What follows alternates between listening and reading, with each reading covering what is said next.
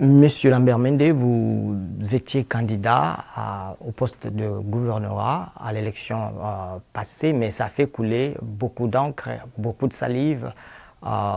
Et on sait comment ça s'est dénoué. Maintenant que quelqu'un d'autre a été élu, quelle est votre position? Qu'est-ce que vous faites? Qu'est-ce que vous êtes devenu? C'est une page qui est définitivement tournée pour moi. Je suis rentré à l'Assemblée nationale comme député national élu de la circonscription de l'Odja. Et je ne m'occupe plus de cette histoire-là parce que ça m'a laissé un goût amer dans la bouche avec l'immoralité qui a prévalu dans cette élection où nous avons vu des députés provinciaux, grands électeurs de notre famille politique, préférer l'argent à la discipline de notre famille politique. Et j'ai laissé la famille politique elle-même, le FCC, le chef de cette famille politique, le président Joseph Kabila, s'occuper de cela. Ce n'est pas mon affaire parce que je ne suis pas le chef du FCC et je ne suis pas au chômage parce que je suis député national, d'ailleurs l'un des mieux élus de la République, parmi les 5 mieux élus. Donc ça suffit à mon bonheur. Certains ont pensé que les FCC, votre famille politique, vous avez un peu délaissé durant cette épreuve. Pas du tout. Je n'ai pas l'impression qu'ils m'ont délaissé durant cette épreuve. J'étais en contact pendant toute cette situation avec le président honoraire Joseph Kabila, qui ne m'a ménagé aucun appui. Et donc, je ne pense pas que je puisse le considérer comme responsable de l'immoralité de quelques députés provinciaux. Ça, ce serait de ma part ne pas le connaître et ne pas lui faire confiance. L'épreuve des élections dans les Sankourou s'est accompagnée de beaucoup d'épisodes, entre autres celui du diamant, d'un gros carat qui a disparu. Qu'en est-il alors aujourd'hui? Ça n'a rien à voir avec l'épisode des élections. Ce sont mes électeurs qui sont venus à Kinshasa pour vendre un diamant. Vous savez que le secteur du diamant a été libéralisé en République démocratique du Congo. Et donc, lorsque ces compatriotes sont arrivés, je les ai aidés pour trouver leur chemin dans les dédales administratives pour vendre leurs pièces en respectant les règles de traçabilité des matières minéralogiques précieuses, et des militaires et des policiers se sont mis en tête de vouloir leur arracher leurs biens. Je me suis trouvé impliqué là-dedans, pas pour longtemps, parce que finalement les autorités militaires et de la justice ont mis la main sur cette bande de malfrats qui croupit maintenant à la prison militaire de Ndolo en attente de leur jugement. Et j'espère qu'ils recevront une punition méritée. Qui est devenu le diamant en fait? Certains ont parlé. Ce n'était pas un diamant, c'était un quartz que le Centre d'évaluation des substances minéralogiques a identifié comme un quartz. Ça brille, mais ce n'est pas du diamant. Et c'est resté là-bas comme pièce à conviction. Mais dans cet épisode, on a dit qu'il y avait une évaluation, pré-évaluation qui avait été faite, estimant que c'était un diamant de même service. Ridicule. Je voudrais poser la question à la personne qui a fait cette préévaluation de venir devant l'auditeur militaire qui a l'affaire en main. C'est une affaire judiciaire maintenant. Hein. Et donc, il n'a qu'à se présenter devant l'auditeur militaire, devant le général Moutata qui a le dossier en main, parce que ces gens sont en prison, justement.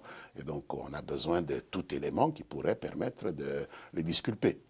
Vous vous êtes indigné des irrégularités durant les élections. Certains, vous l'avez dit à demi-mot, parlent des corruptions.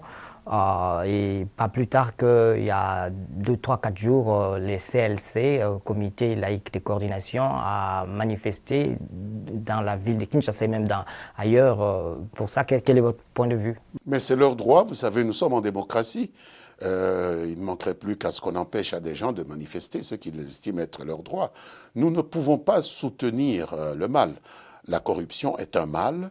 Et nous pensons qu'il faut absolument faire en sorte que, en ce qui me concerne, les élections indirectes soient revisitées parce qu'il y a trop de place pour l'immoralité dans ces élections. Et je soutiendrai tout projet de loi qui tente à revisiter l'organisation des élections des gouverneurs et des sénateurs parce qu'il s'y déroule trop d'immoralité qui, en quelque sorte, ne font pas honneur à notre démocratie.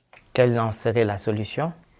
Mais la solution serait de peut-être organiser des élections directes, même au niveau des gouverneurs ou des sénateurs, mais je ne sais pas.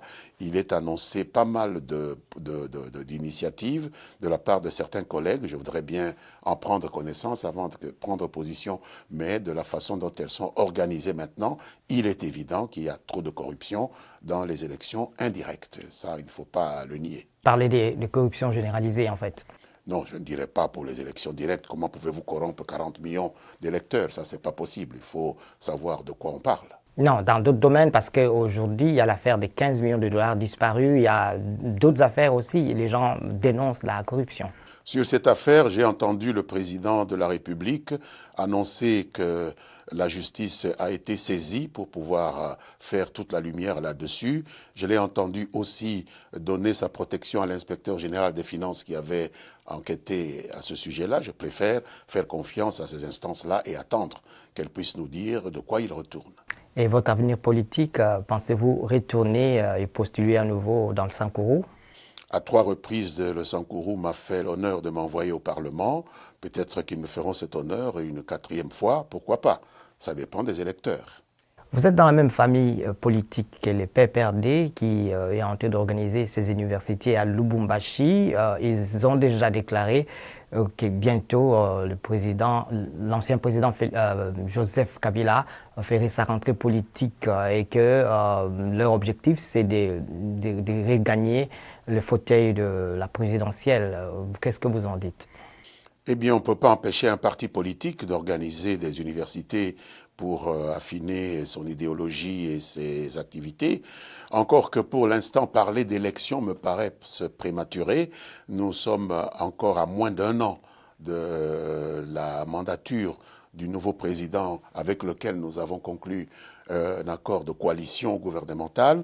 Je pense que parler d'élection maintenant, pour moi, ça me semble un peu précipité. Et donc, nous attendrons que la campagne électorale puisse démarrer pour pouvoir savoir ce qui pourra se faire en ce moment-là. Certains disent que si c'est fait, ce sera en violation de la Constitution qui lui donne le statut de sénateur à vie.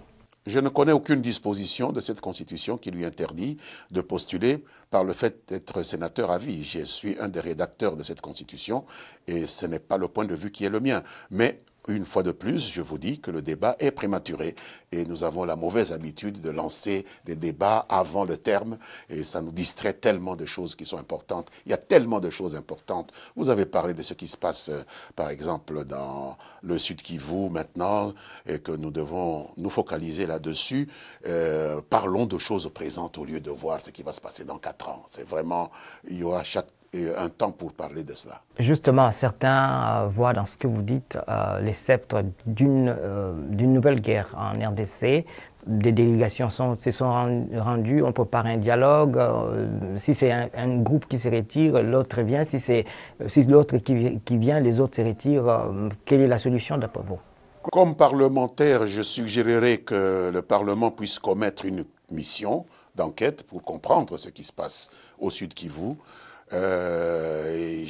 Comme membre de la coalition gouvernementale, j'agirai pour que le gouvernement puisse prendre ses responsabilités en main pour enquêter et voir un peu comment se répartissent les responsabilités dans cette situation qui vient d'éclater, à laquelle aucun d'entre nous ne s'attendait.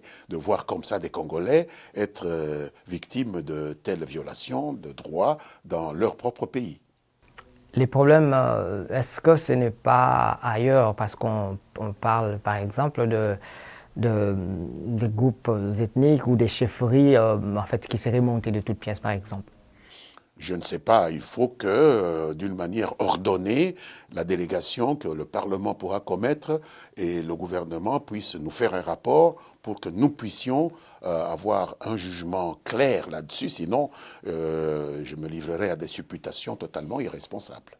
Dernière question, est-ce que votre coalition, puisque vous en avez parlé, ça tient? On voit 2 semaines, chaque 2 semaines, vos deux camps se battent parfois dans la rue ou c'est rentrer dedans avec des propos demandant carrément les démariages.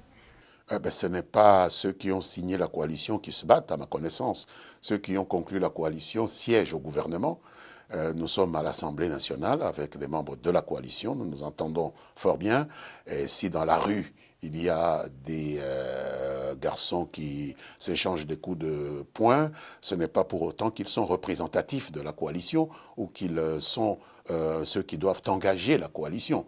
Nous ne sommes pas représentés par des gros bras qui font le coup de poing au coin d'une rue. Nous sommes engagés par des responsables de partis politiques, des responsables d'associations, d'organisations politiques qui sont structurées. Et à ce niveau-là, je vous assure, la coalition tient et elle tient bien. Merci beaucoup. C'est moi qui vous remercie.